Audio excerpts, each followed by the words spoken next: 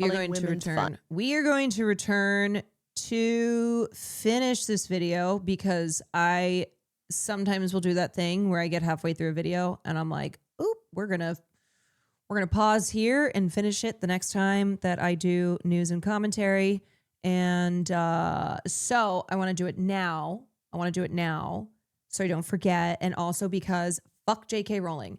And I am losing my mind. At these loser ass adults who are out here being like, first of all, going, well, Harry Potter's good for it's for the children. I'm like, shut the fuck up. Your 39-year-old ass is planning to watch the show. Don't pretend that this is for the kids. Okay, you millennial loser who cannot let go of Harry Potter. I know that you want to watch this show. I know, and it's time to grow up. It's time to move on. Just for starters there. But secondly, I saw a post, and I can't remember who posted it. This Harry Potter show, Harry Potter, okay, whatever continued, whatever next properties there are, whatever. Harry Potter is not more important than your trans friends. And if you don't have any trans friends, I'm going to just say Harry Potter is not more important than trans lives. Okay? And maybe the craziest tweet, and I've seen a lot of crazy tweets, but maybe the craziest tweet is this one. Canceling Harry Potter because of Rowling, but remaking and doing spinoffs of Narnia and Lord of the Rings, despite Lewis and Tolkien being two of the most prominent Christian figures of the last century who undoubtedly share Rowling's views, she's been canceled for. Make it make sense. Oh my God, you are a fucking idiot. You are such a fucking idiot. You are digging your heels in so hard, coming up with the craziest shit. Oh yeah, should we talk to C.S. Lewis and J.R.R. Tolkien and ask them if they are planning to contribute their funds towards anti-trans legislation? Should we dig them up? Should we dig up their bodies and say, hey, how do you feel, first of all, about trans people? And second of all, are you planning to spend your enormous wealth on depriving them of basic human rights?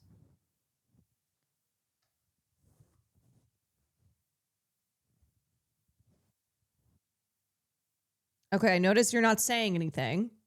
I'm gonna take that as an admission of guilt. You're not speaking. Oh, it's because you're dead. Okay. You're just making things up because you want to watch Harry Potter.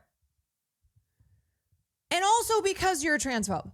But like a lot of people I have seen be like, look, I'm not a transphobe, but let people have entertainment. Let them enjoy things. No, fuck you. Shut the fuck up. There is no ethical consumption of HBO's Harry Potter series because J.K. Rowling, and J.K. Rowling brags about this openly, J.K. Rowling uses the money she keeps getting from, say, the Harry Potter show to deprive trans people of the right to live a dignified and free life, to have basic fucking human rights. It is weirder trying to justify it than just to say they like Harry Potter because they know they're losers. They know. They're aware.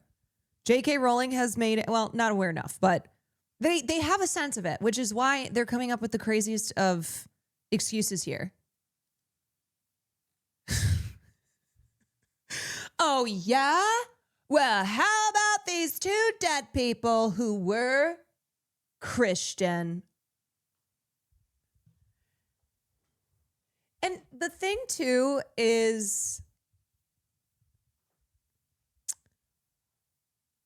J.K. Rowling's transphobia is not due to her Christian beliefs.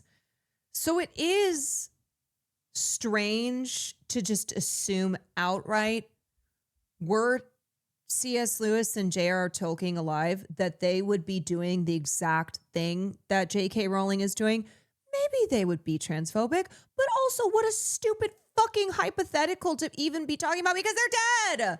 Because they're dead. They've been dead for a long time. They're dead. They have died. J.R.R. Tolkien has been dead for like 50 years. So it's just absurd. It's absurd. Are we sure? You know what? Only one way to find out. We got to dig them up.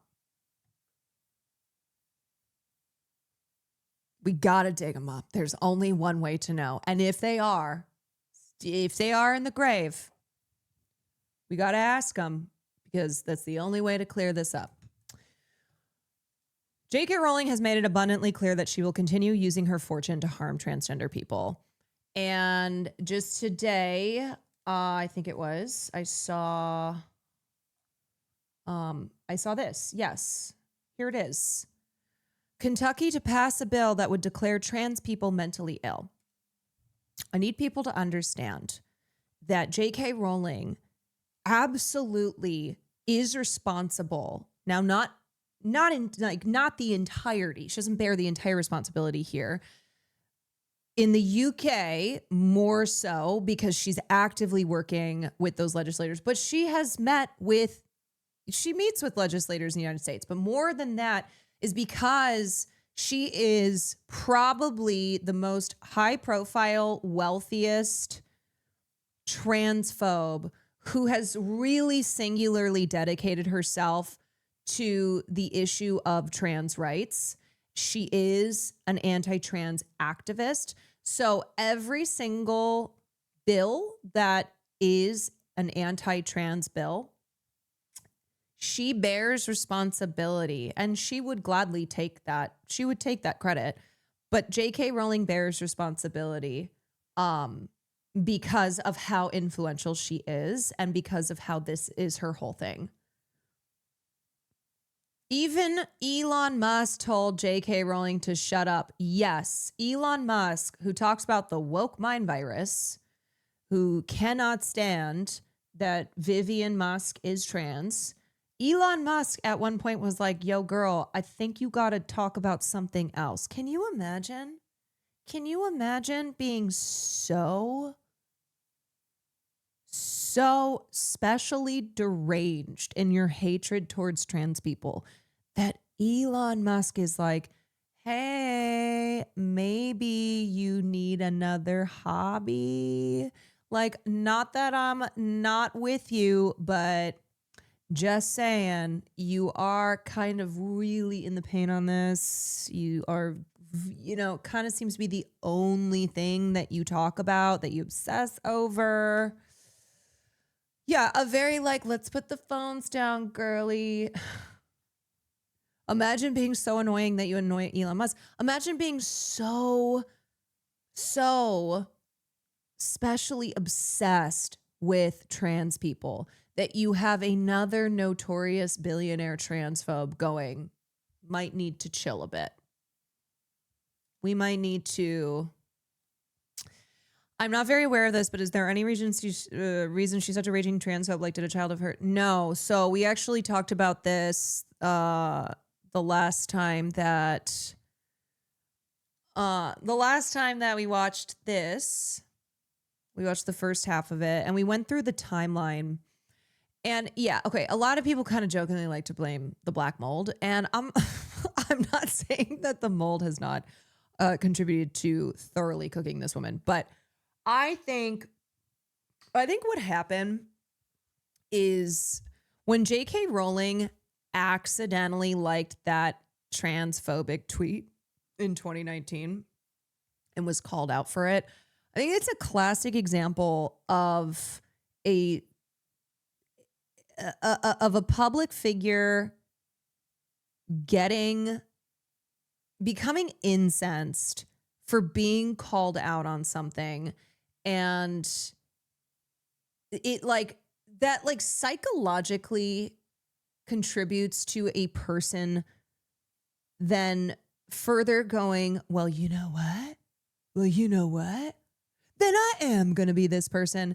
And it was over the course of then the next couple of years. But it's it's narcissism. She's a billionaire. She's a billionaire, and her fans were calling her out. And at first she tried to say, well, this was an accidental tweet, which ain't nobody was buying that. But then so it was a combination of things.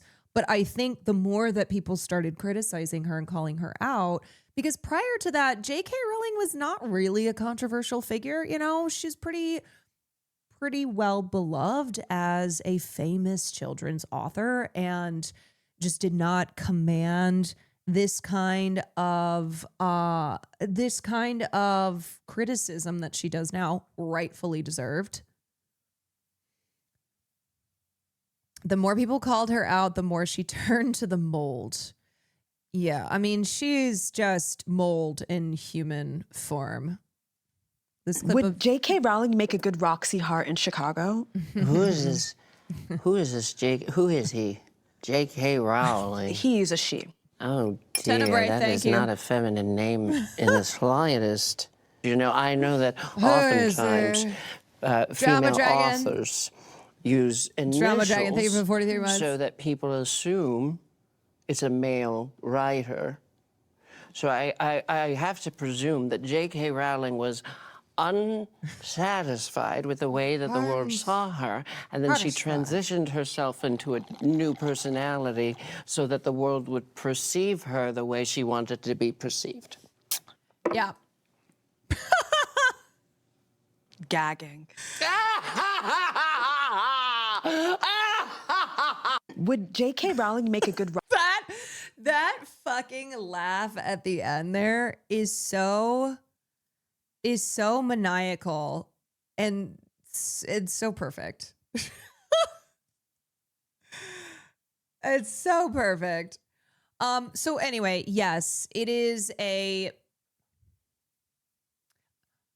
other part I want to mention here, and then we're gonna go back to watching this video, but J.K. Rowling is like a lot of these faux feminists who truly believe that the issue here, the threat to women's rights, are trans people. The trans community is not the threat to women's rights, not the threat to women's safety. Okay. But I think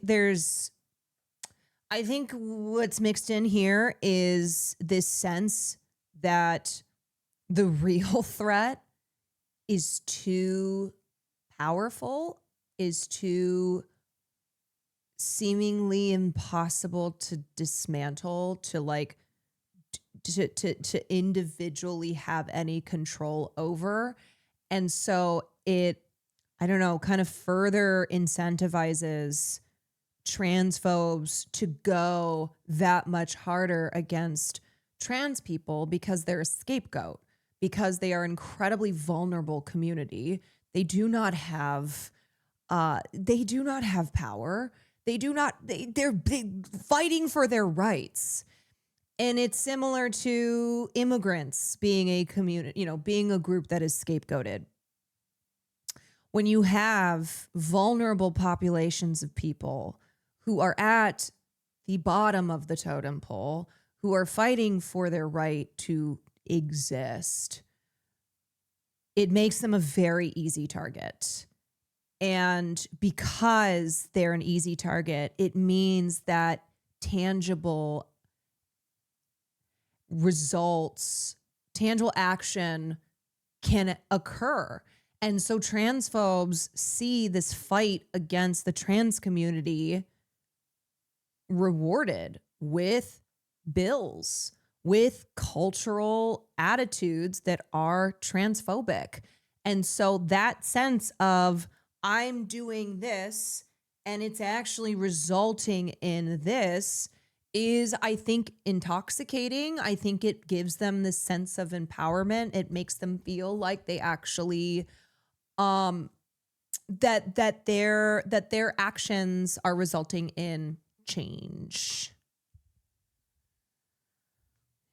Anyway, that was a long-winded response to whoever asked that question. But yeah, there's a couple things that I think are at play here. But yeah, she's a fucking transphobe. She's a transphobe. She hates trans people. The racial and colonial aspects of this whole thing. And I just want to Let me relink this video. So this is Princess Week's video on You Can't Separate Harry Potter from J.K. Rowling.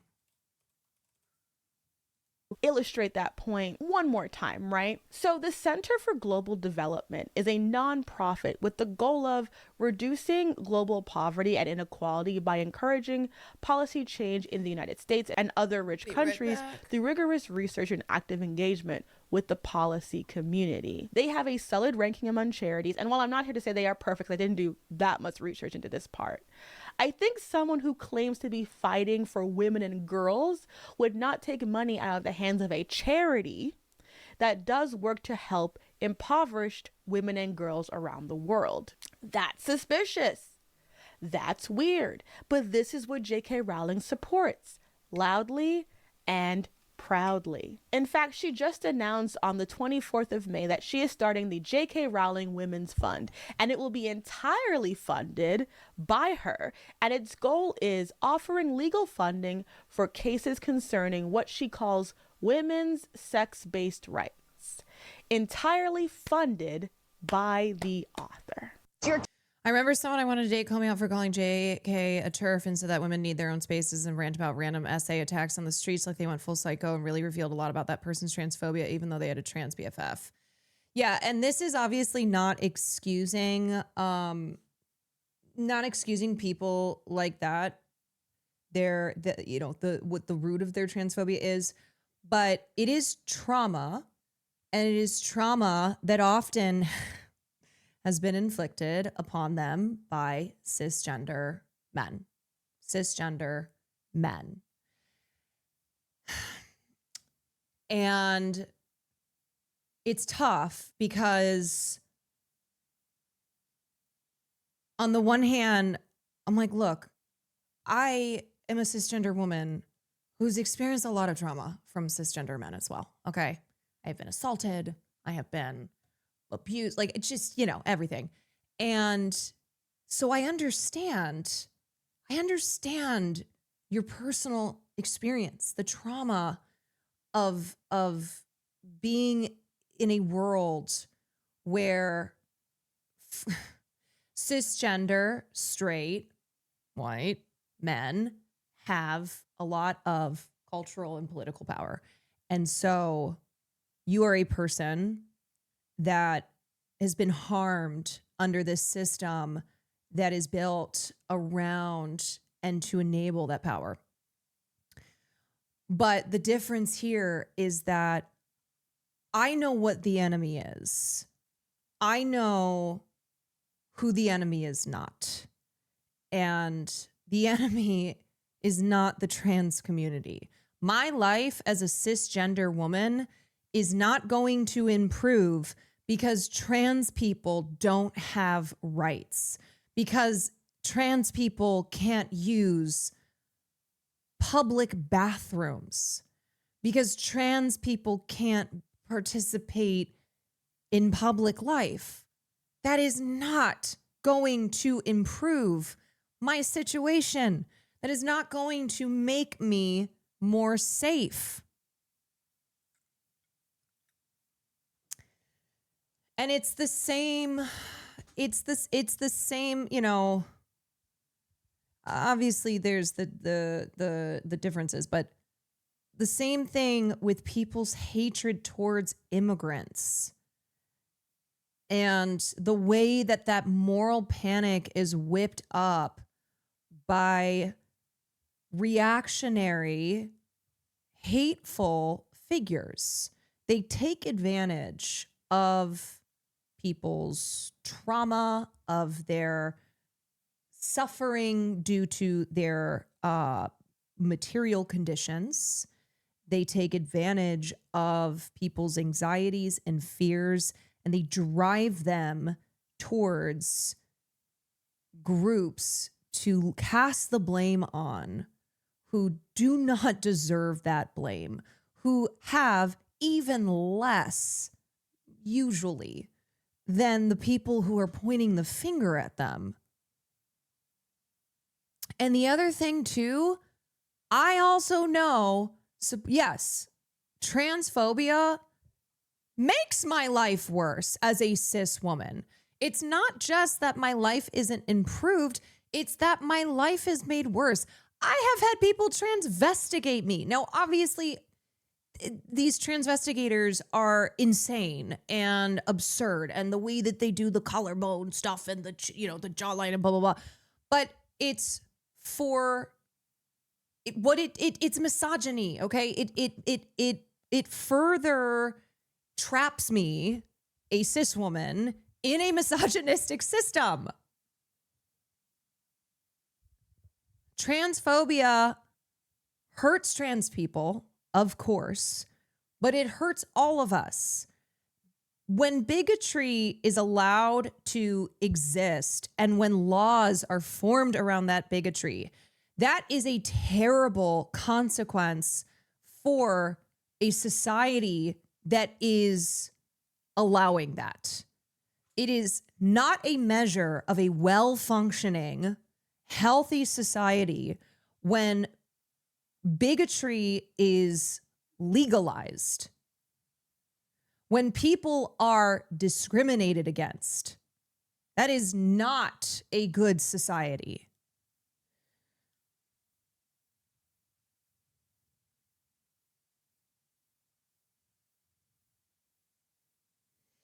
It's all connected. Yes. It always is. You know, the way that cisgender Black women specifically are harmed by transphobia because of the long history of eugenics and racism towards Black people, Black women who are, like, even before this kind of modern day transvestigation, were discriminated against and were treated horrifically because they did not fit the white supremacist standard of beauty and womanhood.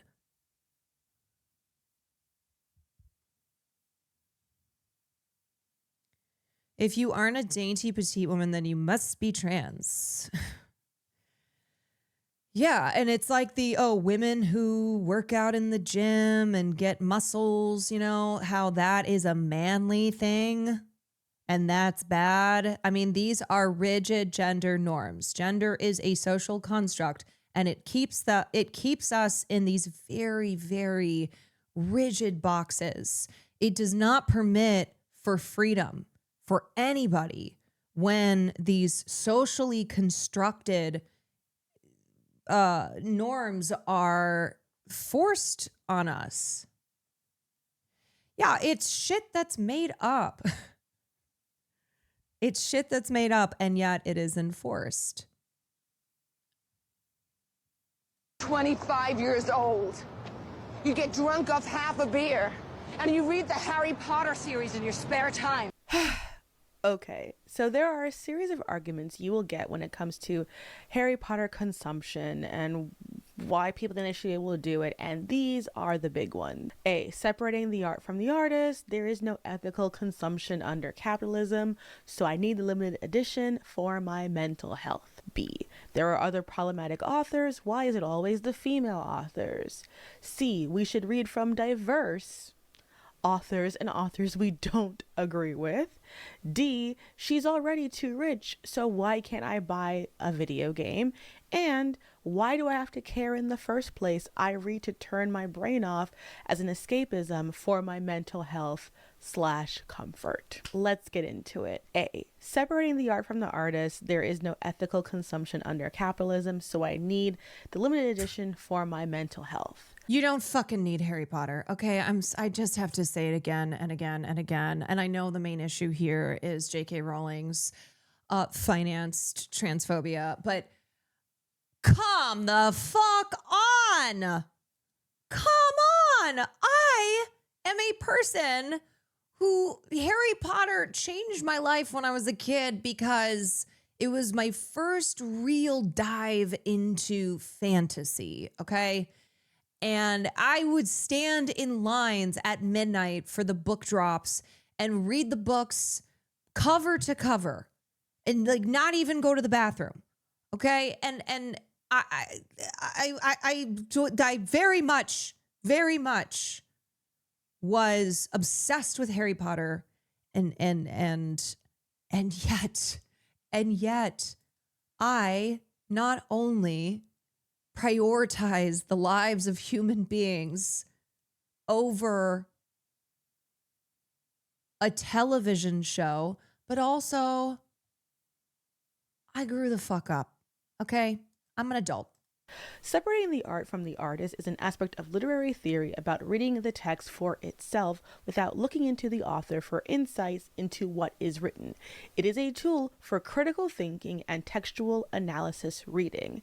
Ethical consumption under capitalism is talking about the fact that we do have, because of capitalism and monopolies, food deserts, limited mobility access, especially for people with disabilities. People have a limited amount of ethical choices they can make on necessities. Buying a collector edition of a book you already own is not a necessity. Acknowledging that we live in a capitalist society is not an excuse to not make ethical choices. There are other problematic authors. Why is it always female authors? Now, I will acknowledge problematic is a spectrum, but J.K. Rowling isn't treated as a pariah because of casual cultural The other thing is that what you have to look at is the scale of material harm that J.K. Rowling is actively causing, and that she publicly has stated all of the reasons, funny enough, to not support Harry Potter any longer. Okay, she has stated herself that she is using her money, her fortune to harm trans people. I mean, she doesn't call it harm. Like, she's anti-trans legislation, right? To, like, you know, women's rights and all. But she herself says this stuff. Like, these are reasons provided from J.K. Rowling herself to not continue to support this. Appropriation, though she has been accused of that. Fatphobia, which she has done. Casual sexism and racism, which she has also done. She is actively being treated this way because she uses her money directly, by her own admission, to fund anti-trans movements. I think we can put that above authors who get criticized for writing dark romance. People are allowed to be disappointed in the public stances and opinions of authors, and you can still like those authors. That's fine. You will, however, though, be questioned about it if you highlight it on a public platform. People are allowed to be upset about the Breonna Taylor post that is still on Sarah J. Maas's profile. People are allowed to be upset that the 60s scoop was an inspiration for a cozy fantasy. And when people bring it up, you can defend it, you can explain your stance, you can have a dialogue, or just take the L. I have so much more respect for people who are like, yeah, I know, I'm so disappointed in this aspect of it. I really respect the criticism. I understand why people are uncomfortable, and I do read more diversely than just this. Also, a lot of you guys don't read male authors, so you don't know they aren't getting dragged. Like, if you saw what people said about Jay Kristoff, you wouldn't think this. I also find it very offensive, personally, when people act as though uplifting female authors means only finding any interest in, like, cis het narratives that were written in the past 5 years. There is a long, rich history of female fantasy and sci-fi that is right there and critically acclaimed. It is not always a gender thing. Sometimes the thing is bad. We should read from diverse authors and authors we don't agree with. All right. FYI, I know J.K. Rowling has been rich for a long time, and obviously she could do what she's doing even were it not for this new Harry Potter show. But J.K. Rowling, like, she was a billionaire, and then she fell out of billionaire status, and then she re-entered billionaire status because of the expansion of the Potterverse empire. So yes, she's been rich as fuck for a long time, but it continues to actively feed her her fortune, and it made her a billionaire again because of how many Harry Potter properties there are in the extended empire. And if she's rich, why are we giving her more? Yeah, I mean, I don't know. It's I know that y'all understand it, but there are a lot of people right now who are trying to pull up every excuse in the book to justify watching this upcoming Harry Potter show. I love Dune. It is one of my favorite book series of all time. I have 3 different copies of this first book. Frank Herbert's political views were muddled. He was a Republican, but horrible to his ex-wife and gay son in a very homophobic way, which, you know, isn't shocking with the Baron being like the only explicitly not straight character in the series. I love the Dune novels, but when people have issues with it, and especially talk about the way in which it uses Arabic and North African culture in ways that are very muddled, I agree. There is a rich collection of articles and essays about this because it is a book. It is imperfect. The author is imperfect. He is also dead. All right, I went to go see Starship Troopers last year, and it was great, but I knew that the film was a satirical adaptation of the book, so I got the book. Henlon started off as very liberal early in his life and later became a conservative and very pro-military. His writing of female characters has always been really problematic in certain circles because they are both sort of like empowered female leaders, but also act in very stereotypical ways. He was a big believer in individualism and really wanted his male characters to be kind of like ubermenschy. It's like every dude he writes has to be like the main character of Solo Leveling. It's very shonen anime coded. I read this because it is sort of like the originator of the military sci-fi genre. I think that's really interesting. So it was kind of like an academic read in that sense. He's also dead. I don't agree with his politics in a lot of ways. I do think his work has literary merit. And yeah, it's very available on thriftbooks.com, which is not a sponsor of this video, but I hate to bring up this demon's name, but didn't Brianna Wu get cooked on Twitter once because she publicly made it so clear she does not understand Starship Troopers? No, not, I mean specifically her getting cooked around her posting about Starship Troopers. She gets cooked all the time because she is a vile person. But yeah, I think I remember her really committing to this belief that Starship Troopers has nothing to do with fascism. I use them quite a bit. This is an oldie but a goodie. 6 Wives. Is there a possibility of even discrediting the need of a new HP show? Oh, yeah. Oh my God. Yes. And I talked about that when we watched the first half of this video.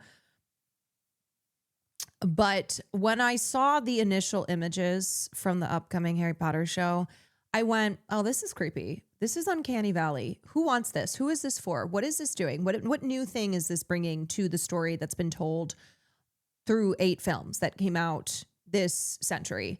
It's so unnecessary. It's clearly just about money. It's just reheating nachos, but here's the thing, people are going to watch it. They will watch it. That trailer was the most watched HBO trailer. So this is one of those that it is an individual decision everyone has to make. And I just hope that you recognize all the reasons here to not watch this Harry Potter show. It's no longer a reboot. Right. It's not a prequel. It's not a sequel. It's not a different story that they've decided to tell. They are just reheating nachos. The programming head at HBO Max said they're not going to do a season a year. This is going to be the Stranger. Yes, made that point as well, where it's like they can't put out a season every year. So the difficulties they will face in these child actors growing in real life at a different rate than how they're supposed to be growing in the show. They also made Snape black, so it's going to have a ton of issues as it is, because changing his race specifically makes his character a racist stereotype, and how everyone reacts to him is super racist. Yeah, that was a bizarre casting decision. So, yeah, there is no reason for this show other than money. Like no artistic reason, no creative Henry reason. VIII by David Starkey. David Starkey is a paternalistic conservative, pro-Brexit gay, yet somehow still weird about same-sex marriage. He is racist. He said that Rishi Sunak was not fully grounded in British culture because he is Hindu. He is also an Anne Boleyn glazer. I got this book in my early 20s because it was one of the more reputable biographies of all six wives. It's no longer my favorite six-wife biography. I can put the ones that I like on screen, but I do keep it as a resource because You guys want to know something funny? You know who my editor put out a reel of the last time we had this conversation, and Jeremy O'Harris liked my reel. Jeremy O'Harris, Sam Altman is a Nazi. Jeremy O'Harris, who at the Oscars after party was drunk and said Sam Altman is a Nazi. And he was right. Read a bunch, and it is fairly well written and readable. I probably would not buy it again, but I keep it in my library as a resource. Harold Bloom's Western canon. I have my degree in English with a focus on theory.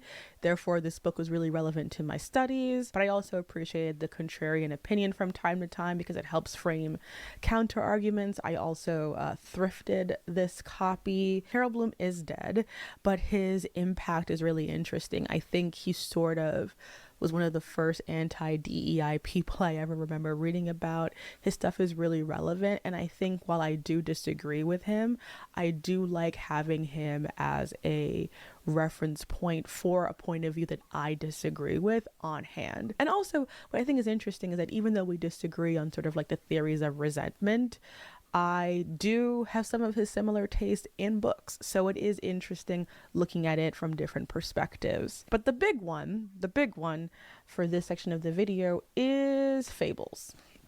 Here's a really good TikTok that talks about why Snape being cast as a person of color is really into Fables in my late 20s. Let me watch that after.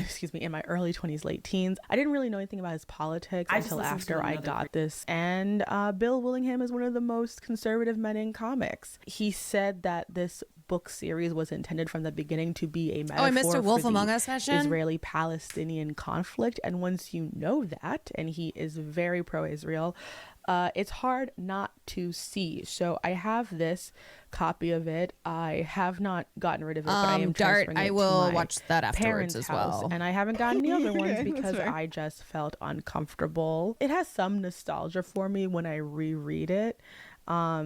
I've tried to reread it maybe once just to like see the elements into it, but I couldn't enjoy it the same way. But it was a really impactful series. There are still aspects of it that I really, really enjoy. I have a lot of nostalgia for it, but I don't recommend it. Yeah, it's a book series that meant a lot for me. I think it's really narratively compelling, but yeah, I strongly disagree with its politics. So, and I think whenever this argument comes up about reading diversely and reading people who you disagree with, I think it's often intellectually dishonest, because you're not reading it to understand a disagreement. You're not reading it to better understand a point. You just want to read it and not think about the author's actions. And mind you, I don't think everyone needs to research the people they read as intensely as I do. Like, I think if you're a regular civilian and you're not like a book talker or a booktuber or someone who makes their career advertising and promoting books, you are allowed a lot of leeway in what you keep in your personal library to an extent. But if you're just a regular civilian, it's one thing. If you were going to build a platform, if you're a regular civilian, it's one thing. But if you're building a platform, My titties people are going popping to out. ask you about your thoughts on an author. I also In Fable / Wolf Among Us, Big B is technically the IDF. LOL, I wish I was joking. Yikes. Chat, do you think people should always do basic research? I mean, I kind of back up what Princess Weeks is saying here, which is that no, you don't need to for every single thing that you consume have to like vigorously research the person who made it. Now, it's different if you are specifically reading something that is intended to teach you more on an issue, right? So if you're reading a book on, say, Israel and Palestine, you should know who the author is. You should know what their background is. You should know potentially what their biases are. I've never heard of this J.K. Rowling person. I just like Harry Potter. So it just depends on the context. It depends on what it is, you know. I don't think that people read like books by classic problematic authors and it's like a pure endorsement, unless it's like, you know, Mein Kampf. But in general, I don't think that everyone who reads The Fountainhead or Brideshead Revisited is doing so in solidarity with the author's politics. People are allowed to be curious. I've yet to make it through it. Really? Try. The Fountainhead is classic. Yeah.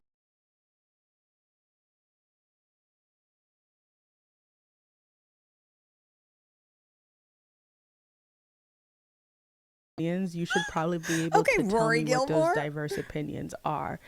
You know, you don't have to put your bookshelves in your videos. Like, if you'd asked me about any piece of art on this wall, You guys, especially older literature, most authors that we were reading the books of in school were racist, okay?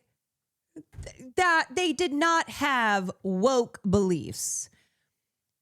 But what I'm trying to impress upon here, and what Princess Weeks is making the point of in this video, is that there is a difference between someone having personal problematic opinions and even like bad behavior, bad interpersonal behavior that they've engaged in. And okay, that gets into like a different territory. But then with J.K. Rowling.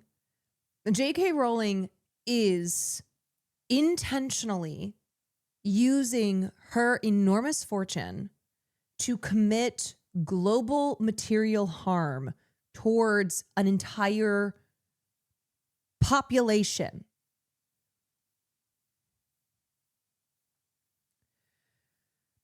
There is no possible way to ethically consume Harry Potter, this Harry Potter series, even under a capitalist system.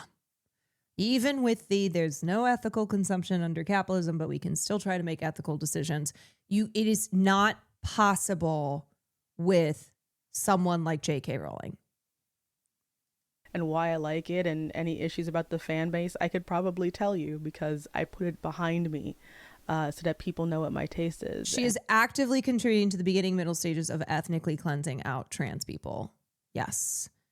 And like I said, every piece of news that details an anti-trans piece of legislation, J.K. Rowling bears responsibility for that.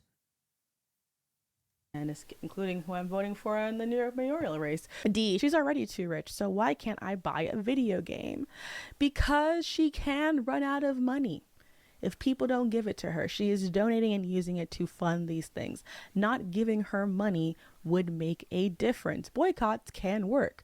I don't know why people have decided not to use their buying power politically. So, Boy, I hope Zoran wins. Forbes made an article titled "J.K. Rowling is a billionaire again," and it states in the following: in the 4 years since she began posting about transgender rights, I just talked about this.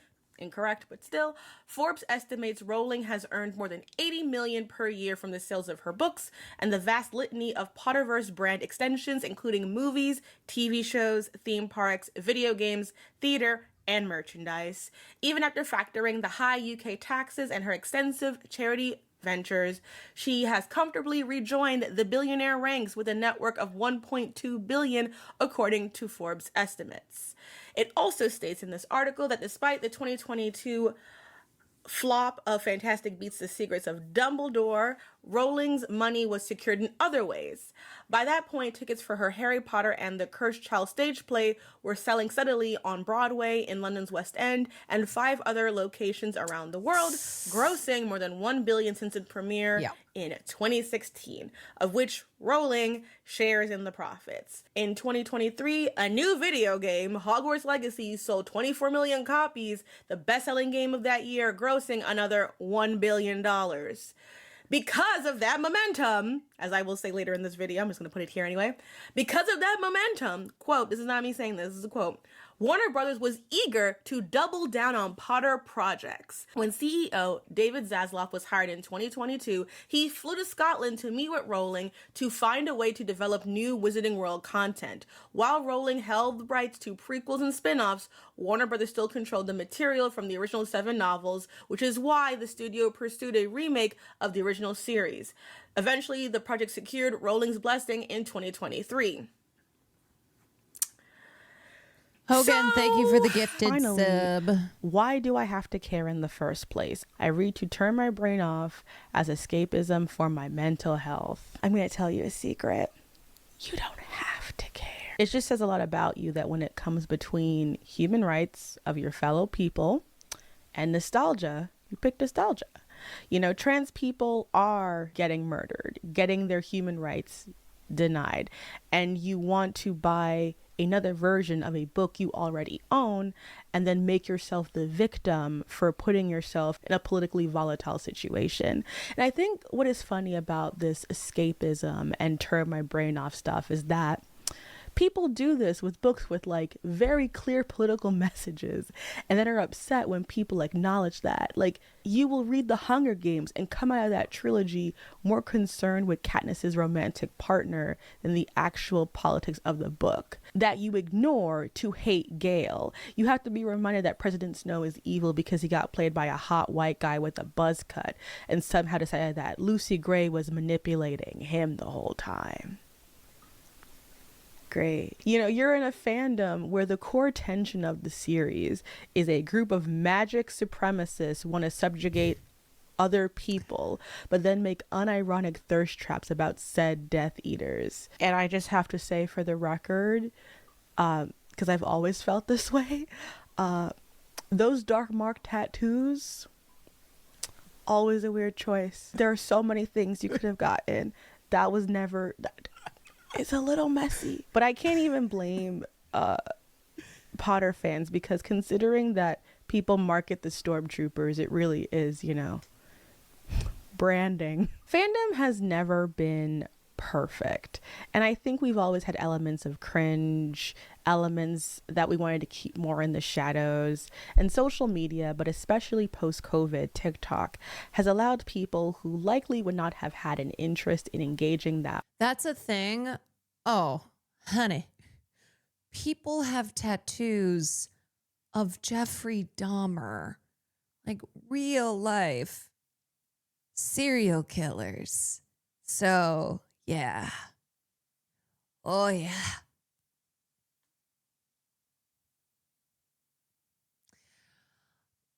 People, well, okay. The reason I use that as an example is because that's somebody who treats true crime the same way that they treat a fantasy series. So it's not that they're like, yay, I love serial killers. It's their, well, I mean, that comes across that way, but it's the obsession with true crime as entertainment. Who's your favorite serial killer? Which I've always thought is a very bizarre way to, a bizarre question, but it's something that people say in conversation. They're like, who's your favorite serial killer? Yeah. So strange. Much, being able to do so with very little issue or guardrails to protect the community that already existed. As a result, we're having very agonizing conversations about what fandom is, what is fandom etiquette, and of course, in the case of Harry Potter, what to do about the Harry Potter fandom and its allegiance to the IP in spite of its author. And for me, at this point, it comes down to something fairly simple. Harry Potter fans in general had the opportunity, time and time again, to make choices that would separate themselves from J.K. Rowling. Most of the diehard fans of this series have the books, have the movies, the official merch that truly matters for them. They don't need anymore. And yet any attempt to move away from this passive consumerism of a product that does funnel money into an active hate campaign is treated as bullying and scolding. This was highlighted during the issues of Hogwarts Legacy, which I'm even loath to bring up because what a fucking shit show that whole thing was for a game that was not even good. But what sticks out to me is the infantilization. Somehow no one who isn't a member of the trans or queer community is expected to know about J.K. Rowling's politics. And when I'm so sorry. I don't regret my $2,000 Ted Bundy, Jeffrey Dahmer tattoos.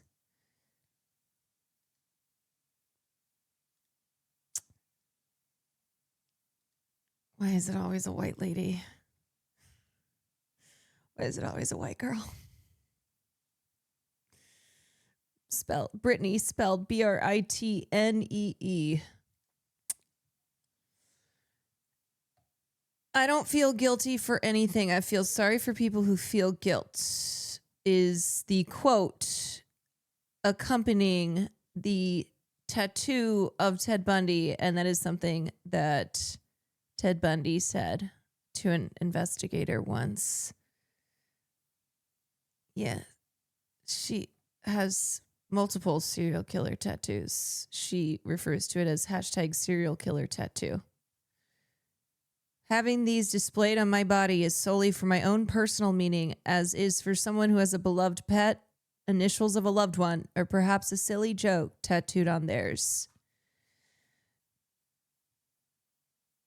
Being obsessed with serial killers sparked her interest in studying forensic psychology, and she's driven to understand how criminal minds function.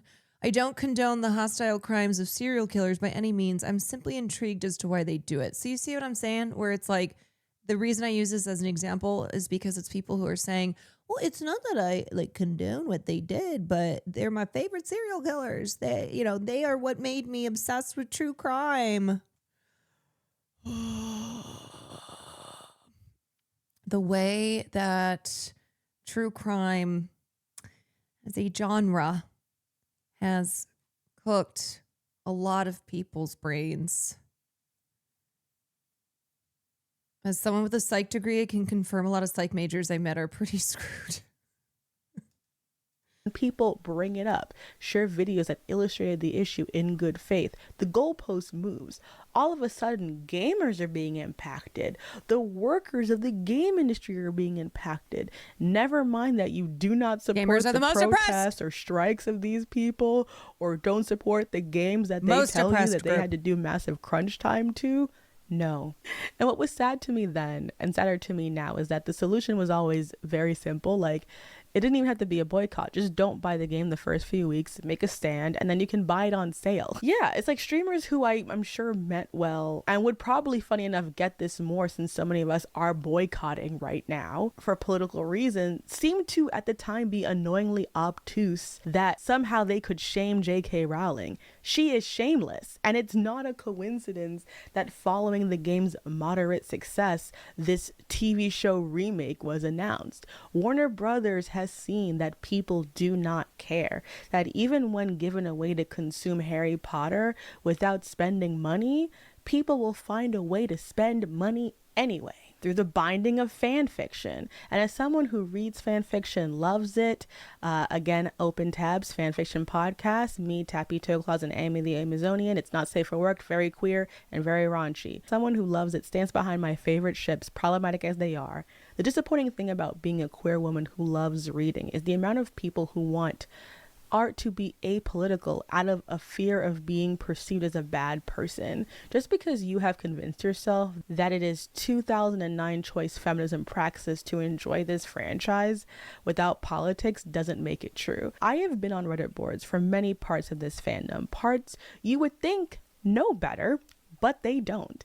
And currently right now, the two biggest parts of the Harry Potter fandom are the Marauders and the Hermione community. And regardless of how you feel about either of those branches of the fandom or how they probably feel about each other, both of these fan bases at their core are about highlighting and subverting the narratives that J.K. Rowling failed to put into the text, of exploring what would happen if more attention were put into themes of queerness, otherness, Hermione's life for more than a few paragraphs a book, giving characters actual growth and consequences for their actions during the war, of wanting to build a more inclusive world, of actually de-radicalizing characters and seeing them have true growth. And yet when brought up how people are dealing with their fandom and their love of this series as well as JKR's politics, you'll see people shrug and say, we shouldn't have to care.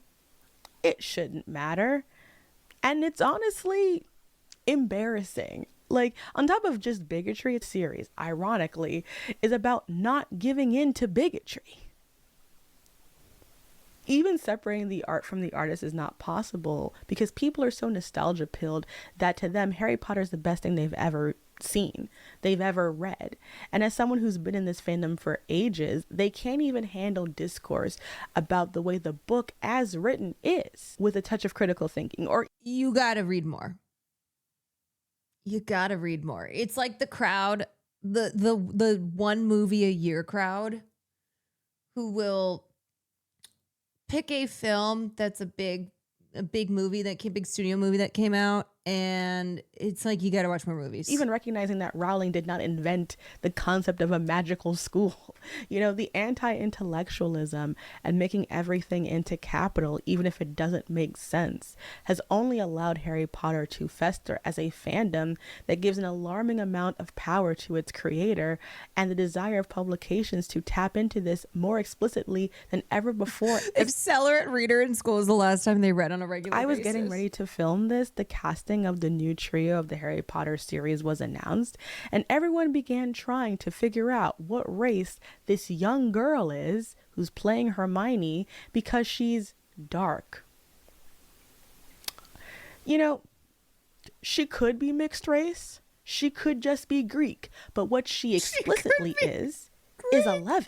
There are a lot of queer people, trans people, non-binary people, asexual people who have very complicated feelings about this and have tried to do deconstructing work, who have tried to be critical about this in these spaces. They are trying their best. It's everyone else who's really fucking it up for them. And I'm tired. I'm tired of the lack of empathy. I'm tired of people enjoying being empty-headed. I'm tired of the straw man arguments. The grace has not been earned, not when the fandom is being explicitly racist and transphobic with a shrug, because they've been shrugging every time anyone brought up anything having to do with this series and race and gender and any issues. The reality is the Harry Potter fandom is acting like this because they've never had to care. So now the only question is how many? How many lives have to be destroyed? How many trans people have to die or become stealth? Meanwhile, cis men who run the government do nothing to deal with rape or child marriage or gender inequality or the rights of the oppressed. Nada. I wouldn't say they do nothing. I would say that many of them are actively trying to lower the age of consent laws, you know? Many of them are actively ensuring that their crimes against children go unaccountable. Is this women's rights? Before the Nazis rose to power in Germany, there were strides being made in the sociology of sexuality. People were expanding these concepts. Magnus Hirschfeld, a gay German Jewish physician, founded the Scientific Humanitarian Committee and the World League for Sexual Reform. He is considered to be one of the first advocates for homosexual and trans rights. Hirschfeld was impacted by both the trial of Oscar Wilde and the patients he saw who tried to self-harm to escape their pain. He was doing this work in the 1890s. When the Nazis came to power in the 1930s, they burned his library in this Institute for Sexual Science in Berlin. We lost so much information because of fascists. We would be so much more further ahead in this topic if so much key information didn't go up in flames. Because when people have these questions about puberty blockers or trans people in sports and all these kind of things, they don't try to find the information. They stop it from ever being consulted.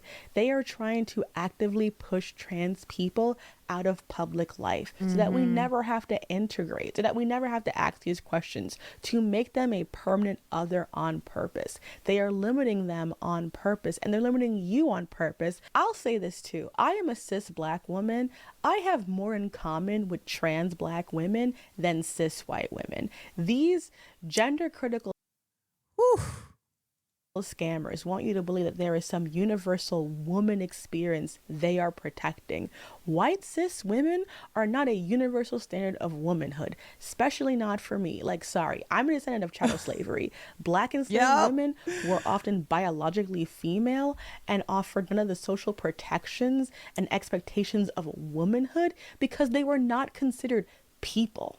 But now you don't know what social constructions are. You understood a social construct when you were enslaving us, dismantling us, putting your ideology onto us, moving us from place to place, selling us, selling our children, raping us, beating us. You knew then. Fuck off. If you're in the This is such a nice comment.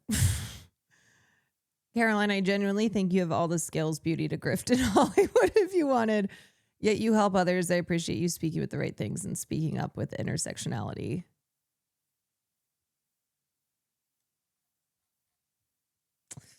You know, I think I've talked about this before, but I think I reached a point where when I really started to advocate publicly, and that coincided with having a platform,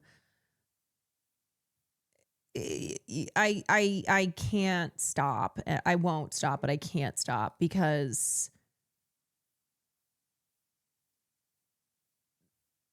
how could I? And I recognize full well that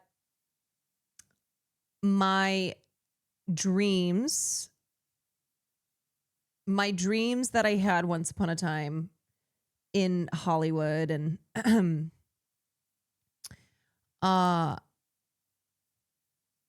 the film industry, I have made probably even harder to attain because of what I publicly advocate for and who I publicly advocate for. But, you know, I do not regret it at all. I continue to not regret it. And I think as I got into my 30s, Eric Roberts is your ticket to the top.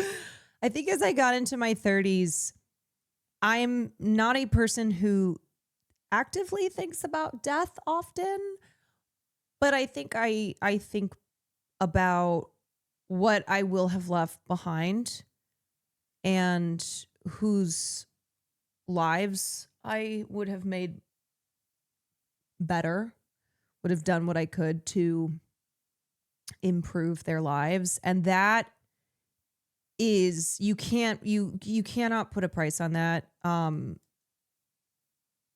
It's a value that is immeasurable. And I don't know, everything else be damned.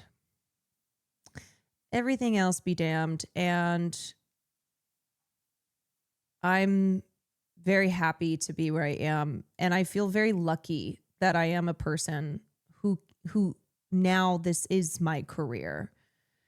And I am cognizant of I'm cognizant of getting to be in this position of having my community, of having people who support me in my endeavors. So that is not something that I ever want to take for granted and that I ever want to turn around and throw in anyone's face.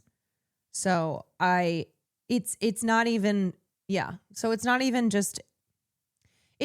like, hey, look what I, potentially gave up. What opportunities have I missed out on? It's that I feel so grateful to have this platform and to get to fight to be deserving of it every day.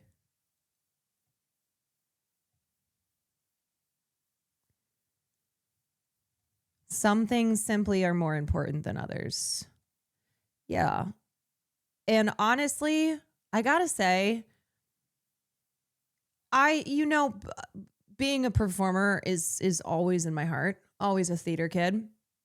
And even when I would book jobs and the excitement that I would feel from that, like the positive feelings that I would obviously derive from booking a job, it honestly doesn't come close to seeing the impact of the work that I do now as a commentator online, as a content creator. The messages that I have gotten, especially in the last month, when I started making videos outside of just having repurposed Twitch clips, and I'm also trying to engage with other platforms outside of Twitch, I have gotten some messages from women who have told me about, who have shared with me things that happen to them, not in like a trauma dump way, but that my video meant a lot to them. Like, they felt seen, they felt heard, they felt acknowledged, they felt cared for, that somebody is out there who cares. And that is an impact that I never, ever, ever, ever will take for granted. And it is such a powerful feeling. It does make me, it makes me feel proud. It makes me feel encouraged to keep doing this. It makes me feel like this is the kind of thing that I want to have my name on, that when all is said and done in my life, will know that I positively affected people.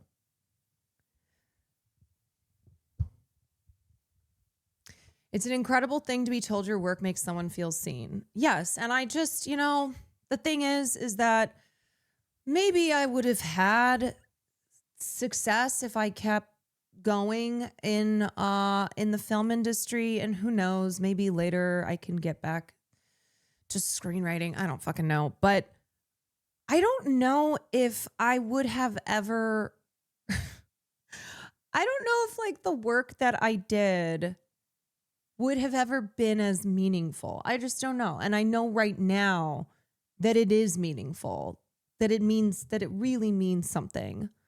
I shared the movie from yesterday with a friend today. I was talking about how good it felt to be watching with the community and looking to your friend, seeing your emotions from the film and hearing the analysis.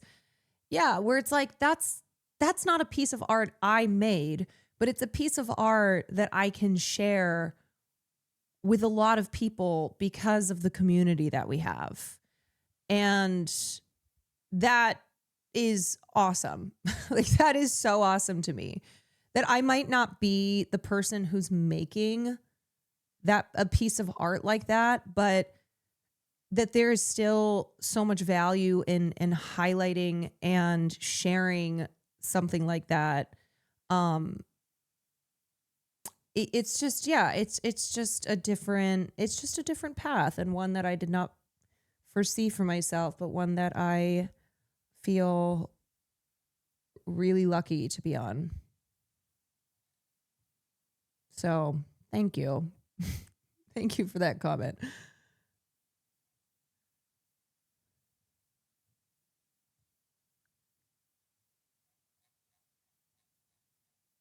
I can say that being new here for like a week, I truly can't believe this community exists. The dinner movie streams are so fun, but it's more the inviting and nice atmosphere of everyone too. I'm kind of stuck in a weird, abusive, disabled situation. I'm so sorry. So your community is a literal lifesaver that I found. Yeah. And on days that I feel tired or kind of mentally burnt out, it really is the community that keeps you going. The purpose, the sense of purpose here.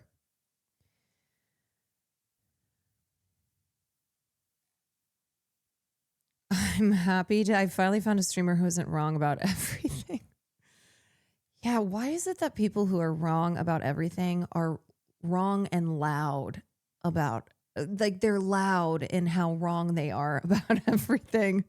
It's not just being wrong, it's being so unbelievably loud in how wrong they are.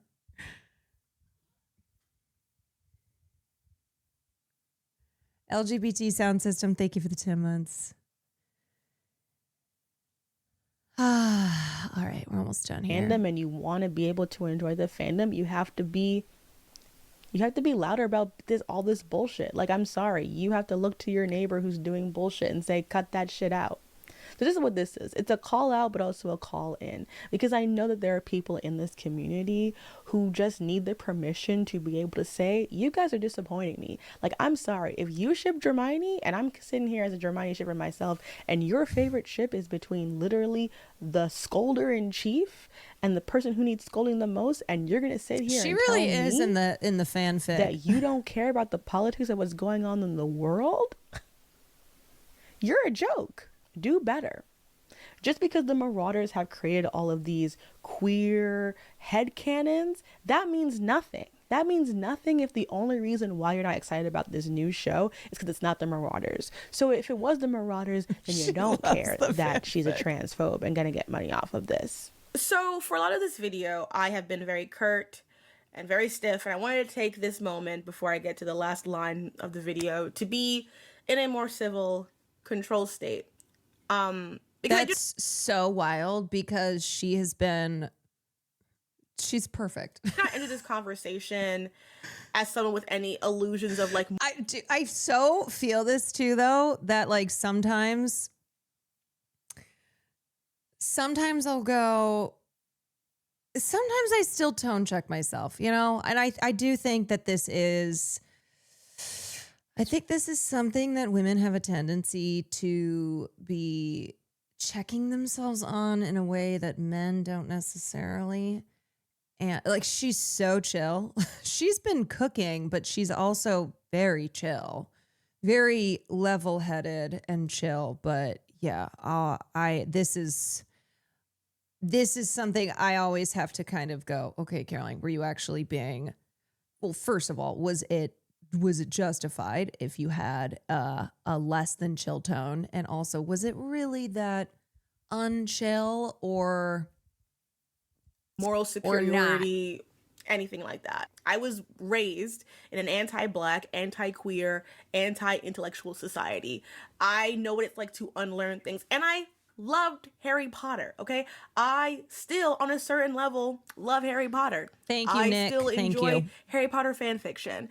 It was a huge part of my childhood. I sent one of those letters to J.K. Rowling and got her signed autograph. I don't know where it is. Honestly, thank God for that. And so giving it up was not easy. I just at a certain point knew that I did not want to do anything that would economically benefit her. And even now, I know people who have turned down opportunities to work on projects related to Harry Potter through Warner Brothers and have turned it down because of her actions. And these are freelancers who need the money, not actors, not young actors, just people. And I know that we cannot totally moralize everything that we consume, especially since we are in the Imperial Core, we are in the Capitol. But I do think that when we are seeing transphobia be normalized and people using us as cis women, although not all of us all the time, as the perpetual damsels in the tower that we need to be protected, we should speak out because we know that it's not for our benefit. It is to preserve systems that do not benefit us. Simone Biles was forced to give an apology to Riley Gaines, who is comfortable bullying trans people, including trans children and teens, because she has a platform. God, has anybody ever been a person who came in 5th place in anything and is never going away now? That she has made a lot of money and has a platform and is treated as a serious person because she came in 5th place. It wasn't even a trans swimmer who got 1st or 2nd or 3rd. All after tying for 5th place with a trans sorest woman. loser. Like, all things aside, she's a loser, and I don't know why she's giving a platform. I don't think for literally, you 5th. got 5th place. You think because you tied that but a trans woman and you didn't get to hold the trophy, that is something that literally Republicans would laugh about. You know what I mean? Like, from the people who Snowflake. are like, You're a participation snowflake. trophies, you're literally starting an anti-trans campaign. Poop anxiety. Over Thank you, 2 someone's months. participation trophy. Like, 5th place? Yeah, even if trans people didn't exist, she would still have gotten 5th place. Yeah, if the trans swimmer was not allowed to compete, if trans people didn't even exist, she would still get 5th place. When I heard it was 5th place, that's what really threw me out. I was like, girl, the snowflakes. And Biles is correct in her statement that she made, and anyone who understands the history of gender, sex, especially its intersections with race, should understand that the language being used to talk about trans people in this public eye is demonizing and stigmatizing. It's not about learning. It's not about creating a safe space for anyone. And it's also very telling that Gaines used Simone Biles' abuse at the hands of Larry Nassar against her. We are literally in a society where cis men perform the majority of sexual abuse against everyone, and yet trans women become the boogeymen. And yet in the very same circles that people will participate in this, these are the same women that say that men and boys are under attack. So with one mouth, they are attempting to make cis boys victims because for the first time in history, they're not thriving the way that they are supposed to under a patriarchy. And yet also saying that trans girls and women are inherently violent and suspect because they are male. So the same people who are, again, telling feminists that we've gone too far, we've demonized men, are at the same time using rhetoric that demonizes biological maleness. And it's just like, you're doing doublespeak. You're not being consistent. Yeah. And I know there's a lot of discussion and division over the issue of how does fan fiction and fan art fit into this entire thing? And I kind of touched on it in the video, but I wanted to come back and say this. I think that it is okay to be suspicious about anyone who consumes anything Harry Potter related if you are a trans person and a queer person. I think it's totally fair. I would only highlight this one point. There are a lot of trans, non-binary, and queer people who still engage with fan fiction and have always done so. Fan fiction has always been a queer space. It's not as much right now, and I think we need to acknowledge that the lack of gatekeeping around these spaces has made it so that we have a lot of people in these communities who I don't think should be there.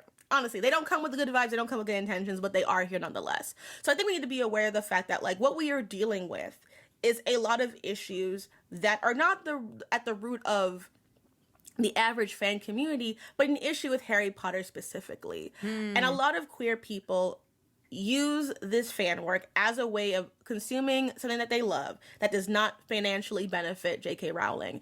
And while I understand the argument that it keeps the brand in the public eye and all those kind of things, I would just say that if keeping a brand in the public eye meant that there were going to be financial incentives for everyone, then Yuri on Ice would have had a second season by now. It would have at least had the movie. Also, I'm sure a lot of this fanfic is better writing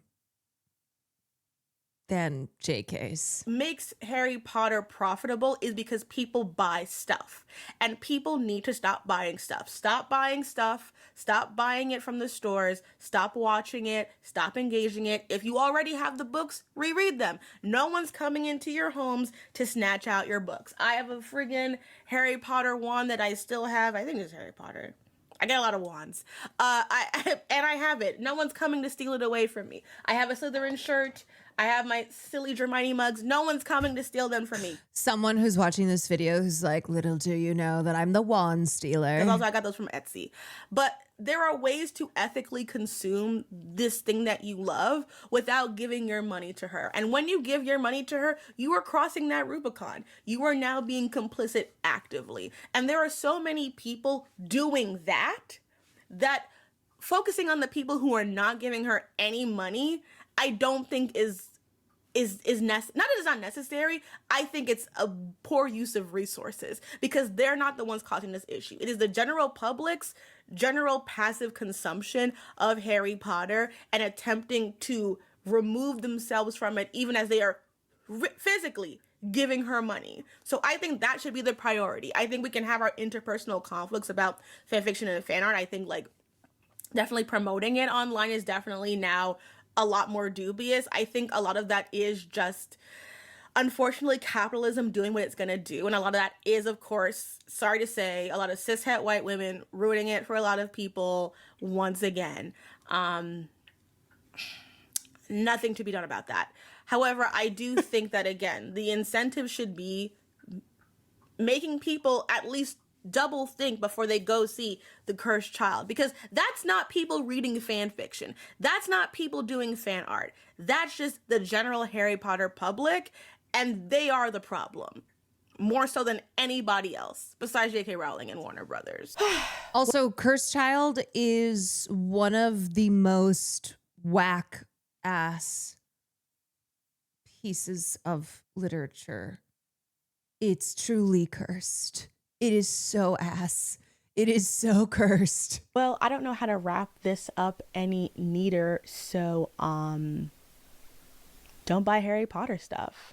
Don't be an asshole. Right now in New York City, we're seeing a highly contested mayoral race with a ranked choice election on June 24th.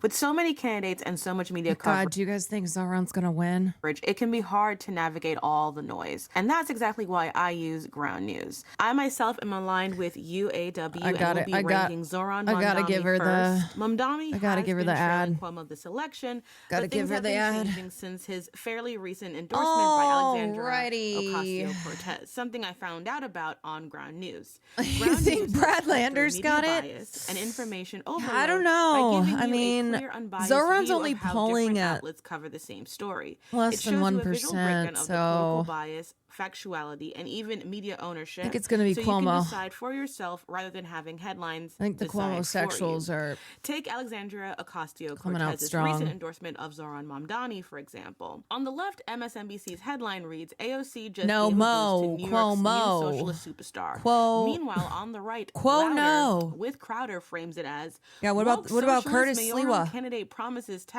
taxpayer-funded Not to be free underestimated? stuff while speaking in Hindi."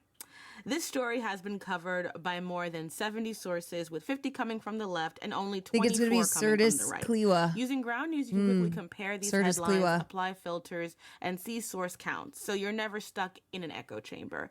And here is the best part. I'm offering an exclusive 40% discount on the Ground News Vantage subscription, which includes unlimited access, detailed Curtis bias can't win 'cause tracking, who would and take other care of his premium 87 features. cats? The special offer is only available for a limited time.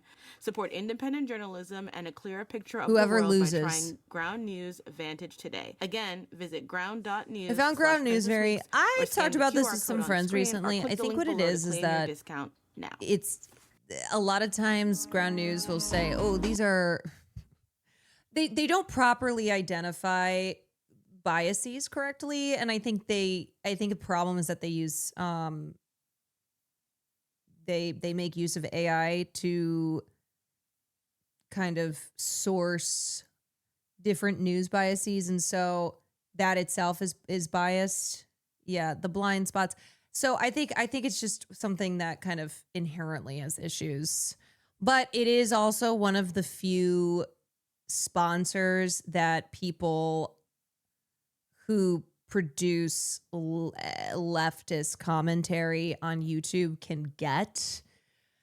So it's like, it's not the worst out there. It's good in practice. Yeah. Or sorry, it's good in theory, but not great in practice. Yeah. And it is one of the few that leftist commentators get sponsored by on YouTube. It's always had weird funky vibes, but not ideal out here with sponsors for anyone who's progressive online. Okay. Caroline Ground News sponsor when? I mean, Jesus, I don't even have any YouTube videos going out. Okay, let's watch this. Former TV exec on the social responsibility of casting Snape as a black talking man. about why casting Professor Snape in the new HBO Harry Potter series as a black man is problematic. So let's talk about it. I'm definitely interested in watching this. I think part of the reason I never even kind of dove into this issue when the casting was announced was because my bottom line is fuck this show. Shannon E. Johnson, former television executive turned screenwriter and script consultant. This is where social responsibility comes in. And I know you guys hear me use that word here and there when we're talking about cultural or gender or minority groups, etc. Nuances, plots, character, everything in story, and how there is a responsibility amongst the writers, amongst the creators, amongst the producers, amongst the executives to consider the harm that will be done to that particular community because of the choices that are made in the story. Yeah. In this particular case, it's the casting. And I think this is just a good point overall for social responsibility in so casting. While people may have their points of view about colorblind casting, we do have to understand that when you change a character to a black person, you are now pulling all of the socioeconomic, socio-political isms into the story with it, right? And so the first thing that we have to consider is that Snape is the bad guy, the turncoat, all of the negative things of the series. And the one character that was cast colorblindly, or at least the black character, is Professor Snape. So that's already a thought. It's already a thought that should be considered. Doesn't mean don't do it. It just means think about it. The second thing is the only way you get away with it is if you do a Bridgerton. Excuse me. Is if you do a Bridgerton, right? Where it's completely colorblind casting, obviously ahistorical, but there's really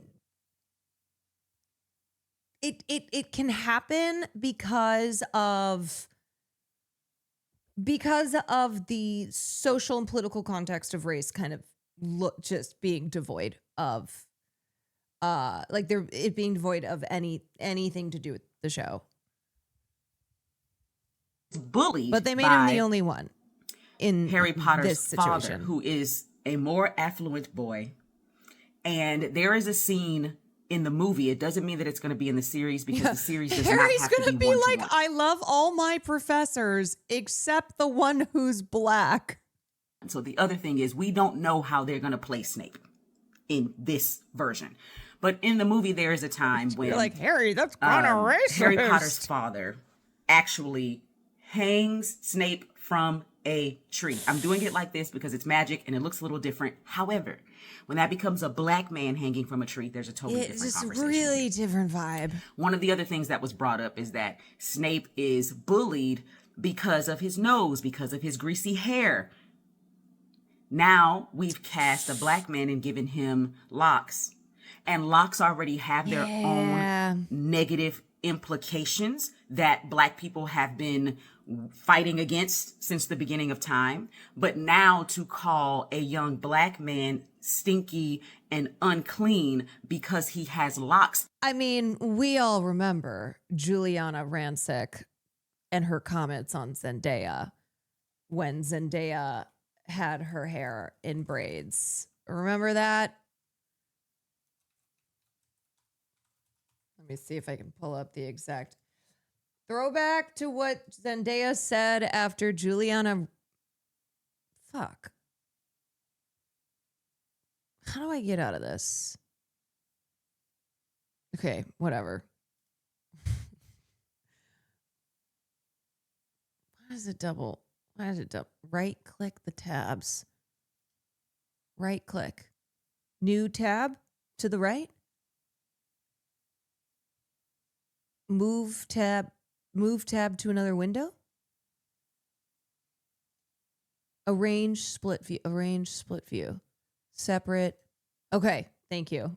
Wow, I never knew how to do that. That's happened to me a lot of times too, so now I know. Now I know how to fix it. Thank you so much. See, I learn things here every day. This is what I need y'all for. Throwback to what Zendaya said after Juliana Rancic criticized her hair at the 2015 Oscars when she originally wore the Vivienne Westwood dress, same dress she wore at the drama Los Angeles premiere. There's a fine line between what is funny and disrespectful. Someone said something about my hair at the Oscars that left me in awe. Not because I was relishing in rave outfit reviews, but because I was hit with ignorant slurs and pure disrespect. To say that an 18-year-old, she was 18 years old, 18-year-old young woman with locks must smell of patchouli oil or weed is not only a large stereotype, but outrageously offensive. I don't usually feel the need to respond to negative things, but certain remarks cannot go unchecked. I'll have you know my father, brother, best childhood friend, and little cousin all have locks. Do you want to know what Ava DuVernay, director of the Oscar-nominated film Selma, Ladisi, 9-time Grammy-nominated singer, songwriter, and actress, Terry McMillan, author, Vincent Brown, professor of African and African-American Studies at Harvard University, Heather Andrea Williams, historian who also possesses a JD from Harvard University and an MA and PhD from Yale University, as well as many other men, women, and children of all races have in common locks, none of which smell of marijuana. There's already harsh criticism of African-American hair in society without the help of ignorant people who choose to judge others based on the curl of their hair. My wearing my hair in locks on an Oscar red carpet was to showcase them in a positive light, to remind people of color that our hair is good enough. To me, locks are a symbol of strength and beauty, almost like a lion's mane. I suggest some people should listen to India Ari's I Am Not My Hair and contemplate a little before opening your mouth so quickly to judge. Zendaya Coleman. She used the last name. Zendaya hit us with the full name here. Is a It was that totally serious. different implication. And so while she goes into this detail far better than I am, the reason that I'm bringing it up is to bring back social responsibility, because who is not on the team to be able to bring these things up? This is why having black, in this particular case, black executives at HBO, black producers of the show,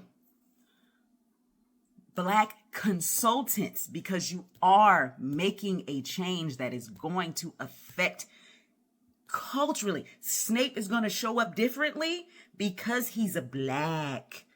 And the fact that nobody thought about it. All they thought about was, we want to make this a diverse cast. So let's cast some people black. Let's cast some people, A black person would have seen this immediately. A black person immediately would have said, of all the characters, it should not be Snape.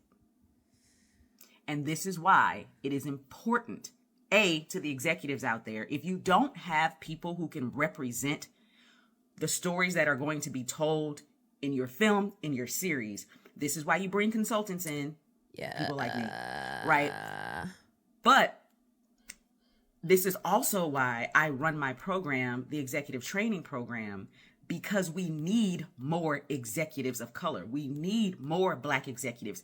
Further, we need those that will use their voice, because sometimes there are Black executives in the room and they don't have a voice. They're just in the room. Maybe somebody did say something and maybe someone kind of brushed them off, dismissed them, because it's not that big of a deal for them, because it's not their lived experience. I'm convinced they did this for press.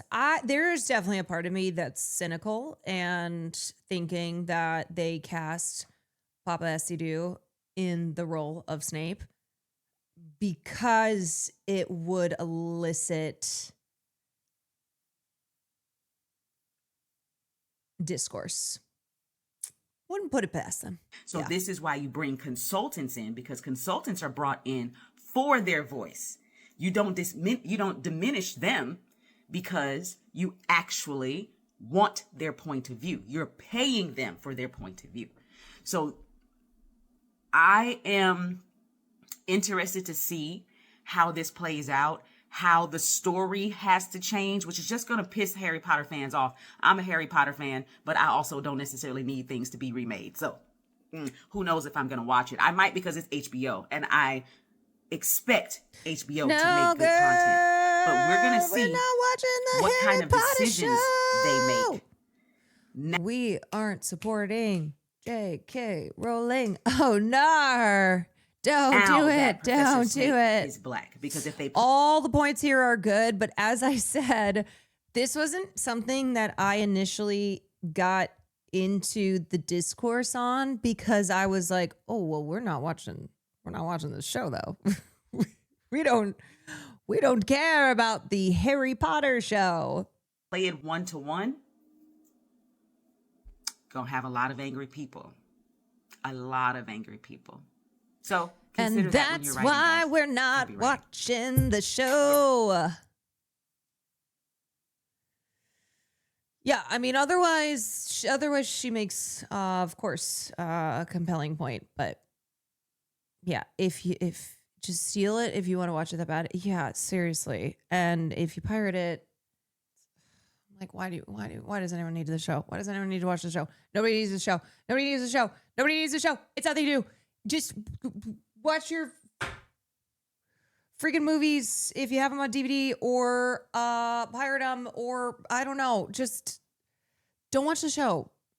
But if you're literally like, I'll die. Well, Pixar didn't happen. But pirate it.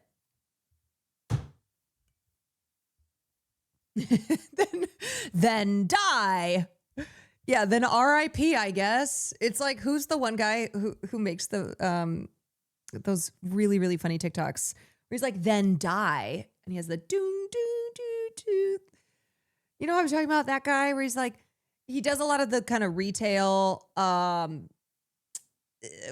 skits on TikTok, and he has the same line that where he's like, then die. Scott. Yes, Scott.